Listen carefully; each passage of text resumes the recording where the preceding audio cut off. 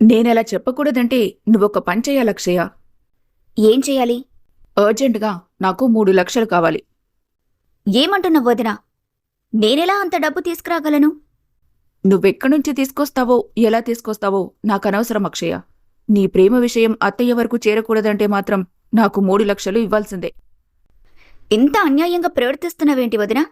ఎందుకిలా నన్ను బ్లాక్మెయిల్ చేయడానికి ప్రయత్నిస్తున్నావు? మనం ఒక ఫ్యామిలీ అని మర్చిపోయావా? బయటి వాళ్ళు కూడా ఎవరు ఇలా టార్గెట్ చేసుకోరు. ఓకే ఫ్యామిలీ అని మీరనుకుంటున్నారా నేననుకోవడానికి? నువ్వెప్పుడూ ఆ చిన్నదాని వైపే కదా.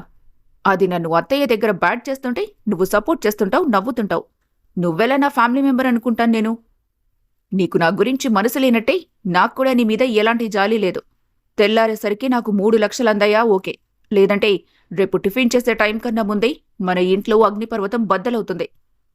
నా మాట విను వదినా. ఇలా చెయ్యొద్దు ప్లీజ్. అంత డబ్బు నా దగ్గర లేదు. నాకు సంబంధం లేదు అని నిష్కర్షగా చెప్పి అక్కడ్నుంచి వెళ్ళిపోయింది అంజలి. బెడ్ మీద కూలబడి ఏడవటం మొదలుపెట్టింది అక్షయ. ఉదయం నుండి ఉన్న ఆనందమంతా ఒక్కసారిగా ఆవిరైపోయినట్టుగా ఉంది ఆమె పరిస్థితి. వదిన ఎంతసేపు ఫ్యాషన్ అంటూ తిరుగుతుందనుకున్నాను తప్ప ఇంట్లో మనుషుల్ని బ్లాక్మెయిల్ చేసేంతగా దిగజారిపోయిందని ఎక్స్పెక్ట్ చేయలేదు. అత్తయ్య మావయ్య వాళ్లను బావ మా పెళ్లికొప్పించాడు. వాళ్లే రావటం లేదా అమ్మ వాళ్లకి నేనుగా ఈ విషయం చెప్పి ఒప్పించడం చేస్తే బాగుంటుంది. కాని వదిన మధ్యలో కలగజేసుకుని ఉన్నవి లేనివి చెప్తే గొడవలు మరింతగా ముదిరిపోతాయి తప్ప తరగవు. చిన్నన్నయ్యకి వదినకి ఈ విషయం తెలిసిందంటే వాళ్లు ఆవేశంతో ఊగిపోతారు. ఆ విషయాన్ని తనకు అణువుగా మార్చుకుంటుంది పెద్దొదిన. అమ్మకు అసలే అమ్మమ్మ కుటుంబం అంటే ఇప్పటికీ ఇష్టం లేదు. అంత మంచి అభిప్రాయం లేదు. ఈ గొడవలు ముదిరితే ఎప్పటికీ కలుసుకోలేరు. ఇప్పటివరకు నేను, చిన్నన్నయ్య, చిన్న వదిన పడిన కష్టమంతా వృధా అయిపోతుంది. చిన్న వదినైనా వదిలేసుకోవాలి, లేదంటే తను పుట్టింటిని వదిలేసుకోవాల్సిన పరిస్థితి వస్తుంది. మాకోసమే తను పెళ్లి చేసుకుంది. అలాంటి తనకి నేను కష్టం కలిగించలేను. ఇప్పుడేం చెయ్యాలి? వదిన చెప్పినట్టుగా డబ్బులు అరేంజ్ చేయడం తప్ప నాకు మరో దారి లేదా?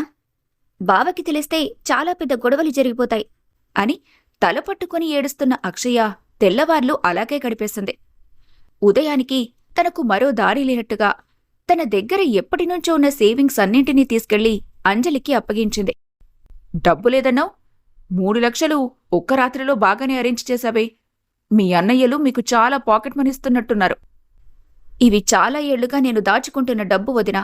నా పెళ్లి జరిగే సమయానికి నా గుర్తుగా నా కుటుంబం మొత్తానికి ఒక మంచి గిఫ్ట్ ఇవ్వాలని ఆశగా దాచుకున్నాను అని బాధగా చెప్పింది. నీ బోడి గిఫ్ట్లు మాకెవరికీ అక్కర్లేదులే అని చెప్పి అక్కడ్నుంచి వెళ్ళిపోయింది అంజలి. తన బెడ్ కట్టి ఓడిపోయిన తాలూకా వాళ్లకు ఆ డబ్బులప్పగించి ఊపిరి పీల్చుకుంది. కాని చేతికి మళ్లీ డబ్బందటంతో బుద్ధి లేకుండా మరోసారి బెట్ వేయటానికి కూడా ఆలోచించలేదు. అద్దం ముందు నిలబడి బొట్టు పెట్టుకుంటున్న సత్యను అలాగే చూస్తూ కూర్చుండిపోయాడు ఆఫీస్ వర్క్ చేసుకుంటున్న ఆదిత్య. ఏంటి అలా చూస్తున్నావు అని అతని వైపు చూడకుండానే అడిగింది ఆమె. భార్య ఎంత అందంగా ఉంటే భర్త చూడకుండా ఎలా ఉంటాడు? అలా కళ్ళప్పగించుకొని చూస్తుంటే దిష్టి తగులుతుంది. నువ్వు ఒప్పుకుంటే ముద్దుతో దిష్టి చుక్క పెడతాను. అక్కర్లేదు. కావాలని ఎప్పుడన్నావులే. నీకెప్పుడూ అదే గోల. ఒక ముఖ్యమైన విషయం మాట్లాడాలి నీతో. దేని గురించి? మా అన్నయ్య మీ చెల్లి గురించి. ఇప్పుడు వాళ్ళకేమైందంట? ఏమీ అవలేదు కాని పెళ్లి జరగాలి. నీకు తెలుసు కదా నాకిష్టం లేదని. నా చెల్లిని నేను పల్లెటూరికి పంపించను. అక్కడ తను ఎండల్లో వర్షాల్లో పొలాల పనులు చేయటం నాకు ఏమాత్రం ఇష్టం లేదు. నీకు నిజంగానే పిచ్చి పట్టింది. ఆ పనులన్నీ మా అన్నయ్య వదినతో ఎందుకు చేస్తాడనుకుంటున్నావు? పెద్దమ్మ ఒకసారైనా పొలానికి రావడం, ఏదైనా పని చేయడం చూసావా? తల్లిని పంపించని వాడు భార్యను మాత్రం పంపిస్తాడా? నీ పిచ్చి కాకపోతే. ఓకే, నా చెల్లితో చేయించడేమో, కానీ తను చేస్తాడు కదా, తన వృత్తి అది. రేపు పెళ్లికొచ్చిన వారంతా అల్లుడు ఏం చేస్తాడని అమ్మా నాన్నల్ని అడిగితే వ్యవసాయం చేస్తాడని చెప్పుకోవడానికి వాళ్ళకంతగా బాగోదు. రైతులంటే అంత చులకనగా ఉందా నీకు? చెప్పుకోవడానికి అంత అవమానంగా ఉందా అని చాలా కోపంగా అడిగింది. అలాంటిదేం లేదు. నాకు రైతులంటే చాలా ఇష్టం, గౌరవం, అభిమానమున్నాయి. కానీ మేము చేసే బిజినెస్కి మా చెల్లిని పెద్ద పెద్ద కోటీశ్వరులు వచ్చే సంబంధం అడుగుతున్నారు. వాటిని కాదన్నప్పుడు అంతకు మించిన సంబంధం చూసి పెళ్లి చేస్తామని అందరూ అనుకుంటారు. కానీ పల్లెటూరుకిస్తామని ఎవరైనా ఊహిస్తారా? గ్రడ్జ్ పెట్టుకున్న వాళ్ళెవరైనా ఈ విషయాన్ని అడ్డుపెట్టుకుని అమ్మ నాన్నల్ని అవమానించే అవకాశం ఉంది. దారిన పోయే గొట్టంగాడి కోసం వదిన ప్రేమను కాదని తన మనసును కష్టపెట్టడానికి రెడీ అయిపోయావన్నమాట. అయినా నీకు కోటీశ్వరుల సంబంధం కావాలా, వదిన సంతోషం కావాలా? ఎవరో ముక్కు మొహం తెలియని వాళ్ళ ఇంటికి వెళ్లి బాధపడే కన్నా తన అమ్మమ్మ ఇంట్లో తన వాళ్ల మధ్య ప్రేమించి సంతోషంగా ఉంటుందని ఎందుకు ఆలోచించట్లేదు? అసలు మా అన్నయ్యతో నీకు ప్రాబ్లం ఏంటి? నాకు వాడితో ఎలాంటి ప్రాబ్లం లేదులే. అమ్మపైన ఇప్పటివరకు ప్రేమని చూపించని వారు చెల్లిని ఎలా చూసుకుంటారన్న టెన్షన్ మాత్రం ఉంది. అలాంటి టెన్షన్స్ ఏమీ నువ్వు పెట్టుకోనక్కర్లేదు. ఆల్రెడీ వాళ్ళంతా అన్నయ్య వదినల ప్రేమకు ఒప్పుకున్నారు. వాట్? ఈ విషయం నీకెలా తెలుసు? మా అన్నయ్య గుడ్ న్యూస్ షేర్ చేశాడు. వాళ్ళన్నీ తెలిసి ఒప్పుకున్నారంటే నాకేం ప్రాబ్లం లేదు. ముందు మన ఇంటి సమస్యలు ఒక గాడిన పడితే మెల్లిగా నాన్నకు అమ్మకు ఈ విషయం చెప్పి ఒప్పించే ప్రయత్నం మొదలు పెట్టాలి.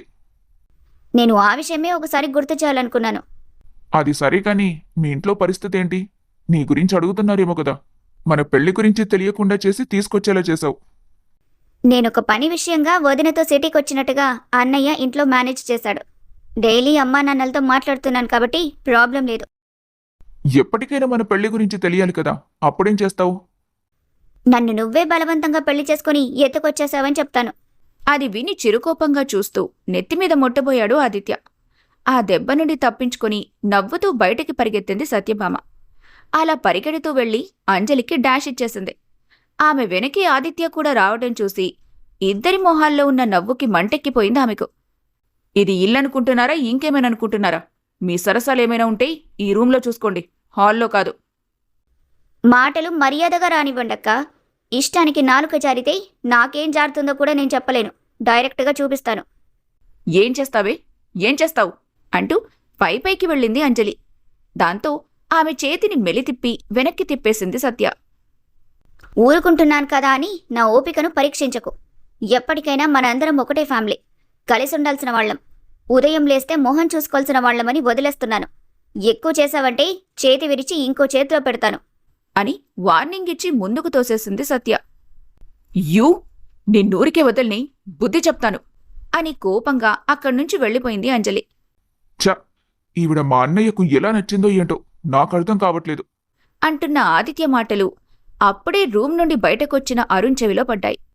అప్పటికే అక్కడ జరిగిందంతా కూడా చూసి ఉండటంతో అందులో అంజలి తప్పే ఎక్కువ కనిపిస్తుంటే మౌనంగా వెళ్ళిపోయాడతను. అయ్యయ్యో, బావగారు విన్నట్టున్నారు. బాధపడ్డారో ఏంటో. అలాంటి అమ్మాయిని పెళ్లి చేసుకుంటే ఇలాగే జరుగుతుందని వాడికి అర్థం కావాలే సత్య. ఆవిడ దెబ్బకు హెడ్డేక్ వచ్చేస్తుంది.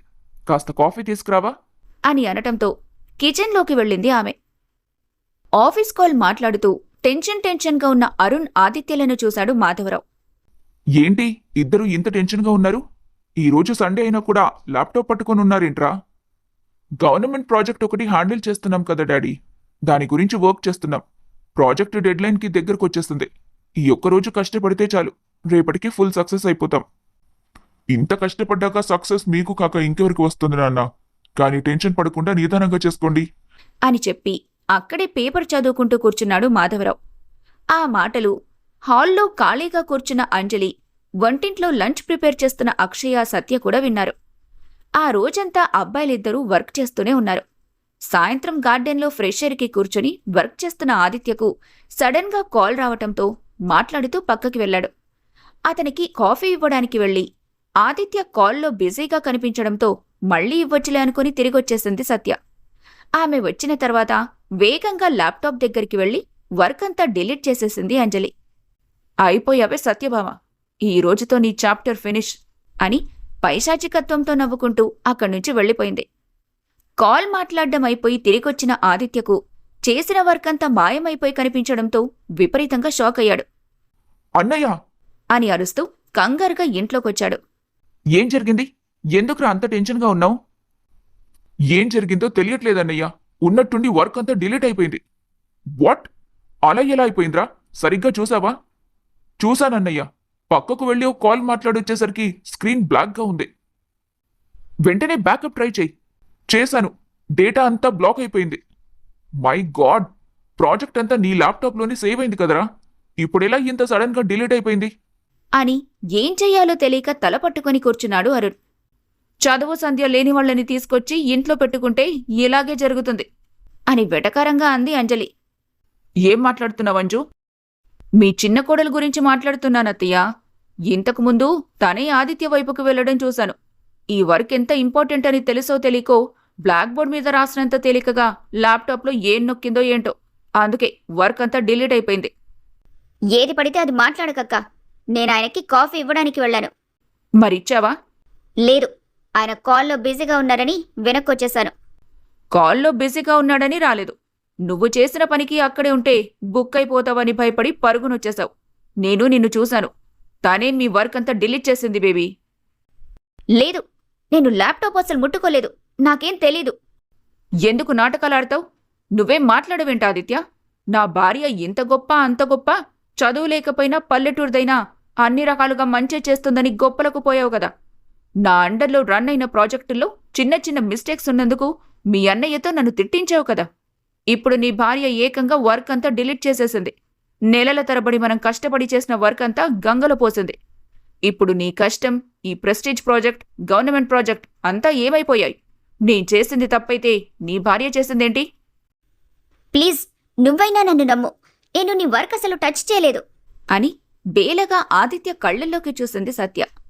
ఆదిత్యకు మాత్రమే కాదు, అరుణ్, మాధవరావు, అక్షయ్లకు కూడా తెలుసు సత్య అంత అజాగ్రత్తగా ఉండదని.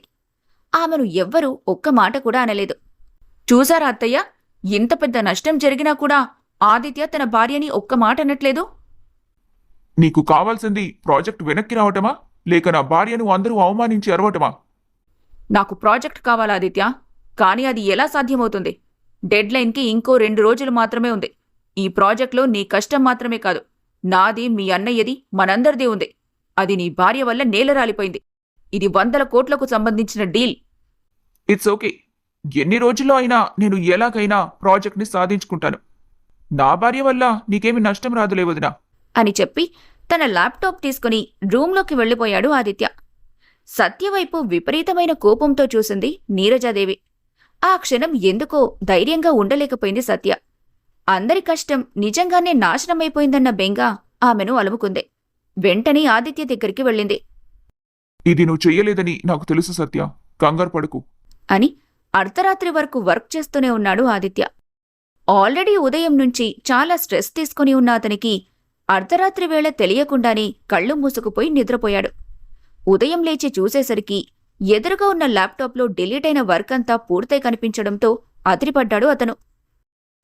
ఓ మై గాడ్, ఈ వర్క్ అంతా ఎలా వచ్చేసింది అని అనుకుంటూ ల్యాప్టాప్ కేస్ని టక్ టక్ కొట్టేశాడు.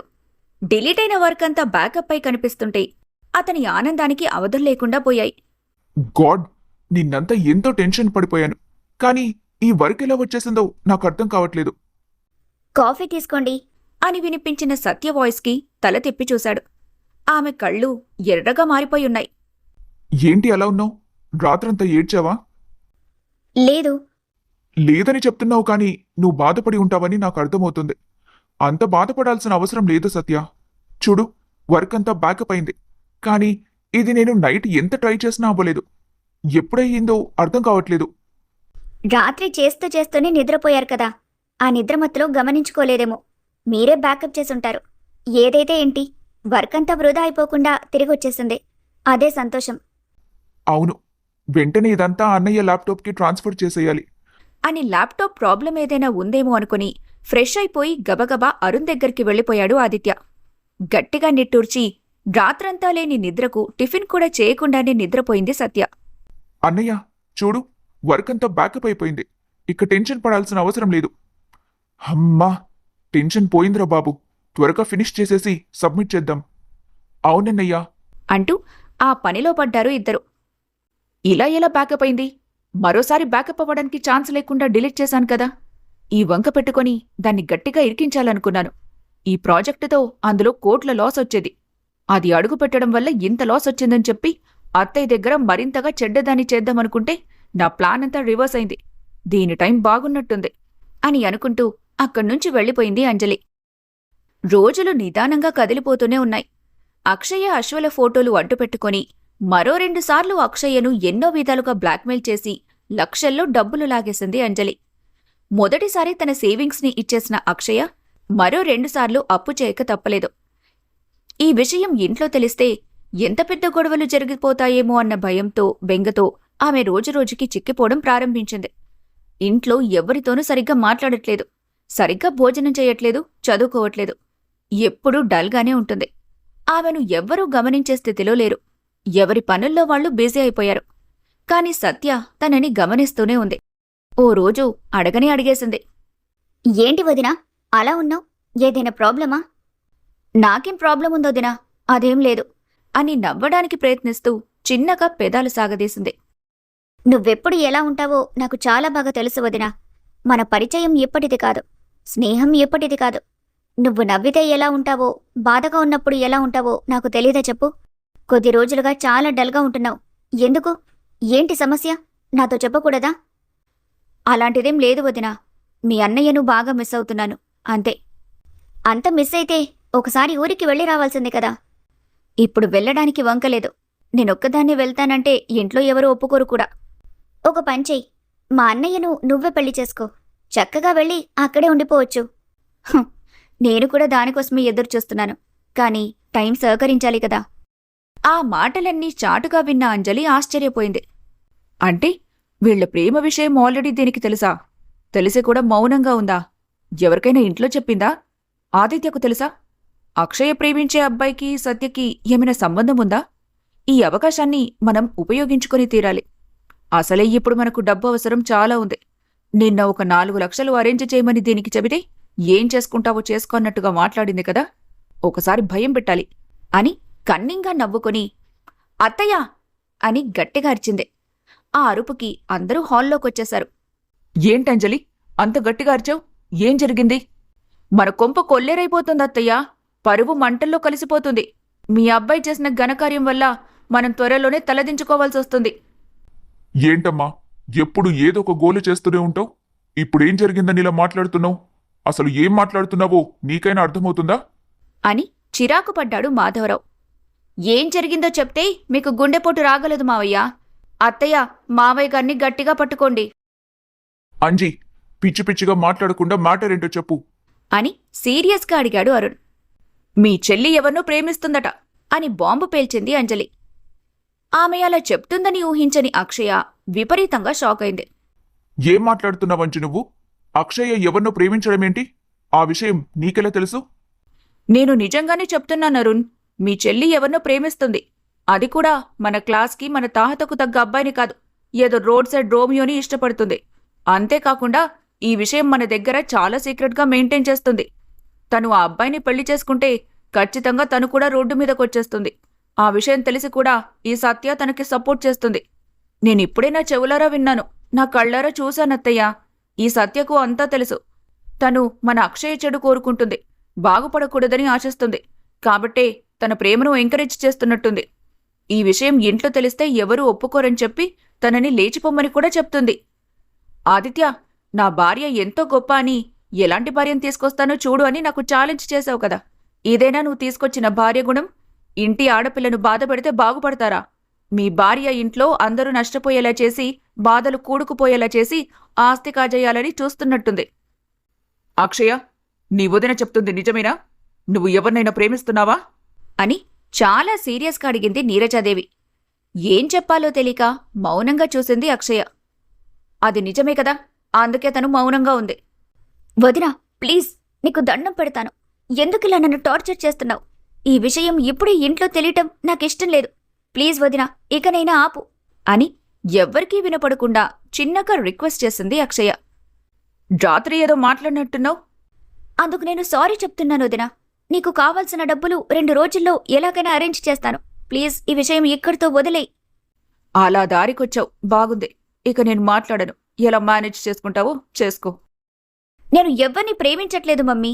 సత్యవదినతో ఏదో సరదాగా జోక్స్ వేసుకుంటూ మాట్లాడుకున్నాం, అంతే. అది విని పెద్దొదిన అపార్థం చేసుకుంది. ఇలాంటి విషయాల్లో ఎవరైనా జోక్స్ వేసుకుంటారా? నిజం చెప్పు అక్షయ, నువ్వు ఎవరిని ప్రేమిస్తున్నావు? వదిన చెప్పినట్టు ఎవరో ఆవరాగాన్ని ప్రేమిస్తున్నావా? లేదు మమ్మీ, నేను నిజంగా ఎవరిని ప్రేమించట్లేదు. వదిలే నీరజ, వాళ్ళిద్దరూ వరుసకు మరదళ్ళు కదా, అందుకే సరదాగా ఏదో మాట్లాడుకునుంటారు. అది ఈ అమ్మాయి వినేసి ఇలా గోల చేసింది. ఎందుకో ఈ అమ్మాయి చిన్నదానికి పెద్దదానికి ప్రతిసారి గొడవలు చేస్తుంది. ఎప్పుడెప్పుడు ఏ గోల చేయాలా, ఎవరిని ఇబ్బంది పెట్టాలా అని ఎదురు చూస్తున్నట్టే ప్రవర్తిస్తుంది. ఇది మంచి కోడలకు ఉండాల్సిన లక్షణం కాదని తనకు అర్థమయ్యేలా చెప్పు అన్నాడు మాధవరావు. ఆయన మాటలను ఒక చెవితో విని ఇంకో చెవితో వదిలేసి అక్కడ్నుంచి వెళ్ళిపోయింది అంజలి. అక్షయ అశ్వని ప్రేమిస్తున్నప్పటికీ సమయం సందర్భం వచ్చినప్పుడు ఎందుకలా అబద్ధం చెప్పిందో ఆదిత్యకు అర్థం కాలేదు. తనకు ఇప్పుడే చెప్పే ఉద్దేశం లేదేమో అనుకుని అప్పటికి తను కూడా విషయాన్ని అక్కడే వదిలేశాడు. ఒకవేళ అక్షయతో మాట్లాడుంటే అంజలి చేస్తున్న బ్లాక్మెయిల్ విషయం చెప్పేదేమో. వదినా, అని డోర్ నాక్ చేసి పిలిచింది సత్య. అంజలికి డబ్బులు ఎలా అరేంజ్ చేయాలనే సతమతంలో ఉన్న అక్షయ ఆ పిలుపుకి ఉలిక్కిపడి చూసింది. ఏంటి వదినా ఇలా వచ్చావు? ఏం లేదు వదినా, నా దగ్గర ఒక 5 లక్షల క్యాష్ ఉన్నాయి. అవి నీ దగ్గర దాచేయాలని వచ్చాను. అంత డబ్బు ఇంత సడన్గా నీ దగ్గరికెలా వచ్చింది వదినా? అన్నయ్యకు సిటీలో ఏదో పనుందంట. 3 నెలల తర్వాత ఆ పని కోసం ఈ డబ్బు ఉపయోగపడుతుందని ఊర్లో తెలిసిన వ్యక్తితో పంపించాడు. తన దగ్గరే ఉంటే ఏదో ఒక అవసరానికి ఖర్చైపోతాయని, నా దగ్గరుంటే సేఫ్గా ఉంటుందని పంపించాడు. కానీ ఇదిప్పుడు రూమ్లో పెడితే మీ అన్నయ్య ఎగురుతాడు. ఎందుకంటే మా అన్నయ్య అంటే ఆయనకు పడదు కదా. ఎలాగో మా అన్నయ్య నీ కాబోయే ఆయనే కాబట్టి ఆ డబ్బు నీ దగ్గర ఉండటమే కరెక్ట్. పైగా నీ రూమ్కు ఎవ్వరూ రారు కూడా. సేఫ్గా ఉంటాయి. దాచే వదినా అని చెప్పింది సత్య. అలాగే అని చెప్పి వాటిని లాకర్లో పెడుతున్న అక్షయకు అవి తను ఉపయోగించుకోవాలనే ఆలోచన వచ్చింది. కానీ ఇవి బావ డబ్బులు కదా, నేను వాడుకుంటే సడన్గా తనకు అవసరమైతే ఏం చెప్పను? లేదు, ఇంకో 3 నెలల తర్వాత కదా అవసరం పడుతుందని వదిన చెప్పింది. ఈలోగా ఎలాగైనా సర్ది ఇందులో కలిపేయాలి. ముందు వదినకి డబ్బులిచ్చి గండం గట్టెక్కించాలి, లేదంటే ఇంట్లో మళ్లీ పెద్ద రభస చేసేస్తుంది అని భయంగా అనుకొని ఆ డబ్బులు అంజలికివ్వాలని ఫిక్స్ అయిపోయింది అక్షయ. అనుకున్నట్టుగానే ఆ డబ్బును ఇచ్చేసింది. ఏంటి నీరజ అలా ఉన్నావు? ఇలా కాకుండా ఇంకెలా ఉండాలండి? ఇంట్లో 2 కోడళ్లున్నారన్న మాటే కాని అసలు మనశ్శాంతి లేకుండా పోయింది. నువ్వే ఆలోచించు నీరజ. ఎవరి వల్ల ఈ ఇంట్లో మనశ్శాంతి కరువవుతుందో నీకే అర్థమవుతుంది. చిన్న కోడలు ఎవరి కూతురో, ఏ ఊరి నుంచి వచ్చిందో ఇప్పటి వరకు మనకి వివరాలు తెలియకపోయినా ఆ అమ్మాయి వల్ల నేను చాలా సంతృప్తిగా ఉన్నాను.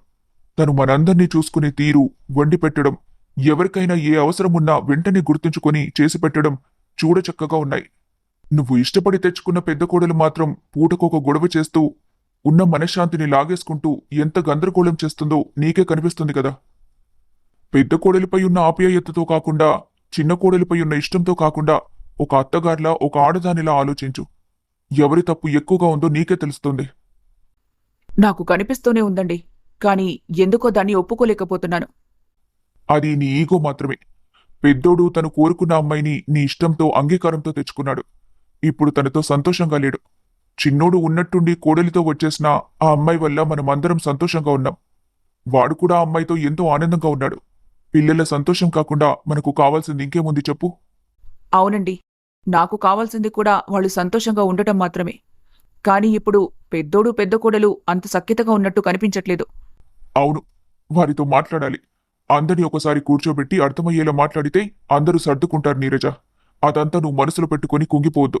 ఇది వరకటిలా నవ్వుతూ సంతోషంగా ఉండాలి. మాధవరావు అలా చెబుతూ ఉండగానే నీరజ కళ్ళు తిరిగి పడిపోయింది. దాంతో కంగారు పడిపోయి గట్టిగా కొడుకులను పిలిచాడు ఆయన. తల్లి స్పృహ లేకుండా పడిపోవటం చూసి వెంటనే అందరూ హాస్పిటల్కి తీసుకెళ్లారు. లోపల చెకప్ జరుగుతున్నంతసేపు బయట అందరూ టెన్షన్ పడుతూనే ఉన్నారు. అంతలో డాక్టర్ రావటంతో అందరూ ఆయన చుట్టూ మూగిపోయారు. డాక్టర్, మా అమ్మకి ఇప్పుడెలా ఉంది అని ఆతృతగా అడిగాడు ఆదిత్య. టెస్టులు జరుగుతున్నాయి మిస్టర్ ఆదిత్య, కానీ క్యాన్సర్ లక్షణాలు ఎక్కువగా కనిపిస్తున్నాయి అని అనగానే అందరి గుండె ఆగినంత పనైంది. వాట్? క్యాన్సరా? అవును మిస్టర్ ఆదిత్య, అది కూడా 3rd స్టేజ్లో ఉంది. ఇప్పటి నుంచే ట్రీట్మెంట్ మొదలు పెట్టాలి అని చెప్పి అక్కడ్నుంచి వెళ్లిపోయాడు డాక్టర్. మాధవరావు, ఆదిత్య, అక్షయ కూలబడిపోయి అదే పనిగా ఏడుస్తుంటే వాళ్లను ఓదార్చడానికి సతమతమైపోయింది సత్య. అత్తయ్యకు క్యాన్సరా? ఇలా జరిగిందేంటి? నేను చాలా కష్టపడి ఆవిడ్ని నా కంట్రోల్లోకి తెచ్చుకున్నాను. ఇప్పుడు సడన్గా ఆవిడ క్యాన్సర్తో పోతే నాకు సపోర్ట్ చేసేవాళ్లు ఇంట్లో ఎవ్వరూ ఉండరు కదా. ఏం చెయ్యాలిప్పుడు? అరుణ్ కూడా ఈ మధ్య నాతో సరిగ్గా ఉండట్లేదు. అయినా తనొక్కతే సపోర్ట్ చేస్తే నాకు సరిపోదు. అత్తయ్య చనిపోకముందే ఆవిడ్ని ఎలాగైనా డౌన్ చేసి మావయ్యను కూడా నా వైపు తిప్పుకోవాలి. అప్పుడు మావయ్య, అరుణ్ ఇద్దరూ నా వైపుంటే అక్షయను ఎలాగైనా ఏదొక సంబంధం కుదిర్చి వెళ్లగొట్టేశాక ఆదిత్య ఈ సత్యను కూడా నా గుప్పెట్లో పెట్టుకోవచ్చు అని తన ప్లాన్లో తానుంది అంజలి. ఆదిత్య బాధపడుతుంటే ఎంతో కదలిపోతూ అతనికి ధైర్యం చెబుతున్న సత్యను ఒకసారి చూసి తన వైపు కనీసం ఒక్క అడుగు కూడా వేయని అంజలిని కోపంగా చూస్తూ కూర్చున్నాడు అరుణ్. అంతలో నీరజకు స్పృహ రావటంతో అందరూ లోపలికి వెళ్లారు. ఏం జరిగిందండి? డాక్టర్లేం చెప్పారు? అసలు నన్నెందుకు హాస్పిటల్కి తీసుకొచ్చారు? కేవలం బీపీ డౌన్ అయి ఉంటుంది అంతే. దానికందరూ ఇలా టెన్షన్ పడిపోయారా? బీపీ డౌన్ అవ్వడం కాదత్తయ్యా, మీకు క్యాన్సర్ అటాక్ అయింది అని చెప్పేసింది అంజలి. తనకి క్యాన్సర్ అటాక్ అయిందని తెలిసిన నీరజాదేవి రియాక్షన్ ఏంటి? ఆవిడ్ని క్యాన్సర్ బారి నుండి సత్య కోలుకునేలా చేయగలదా? అక్షయను అంజలి బ్లాక్మెయిల్ చేయటం ఎవరైనా కనిపెట్టగలరా?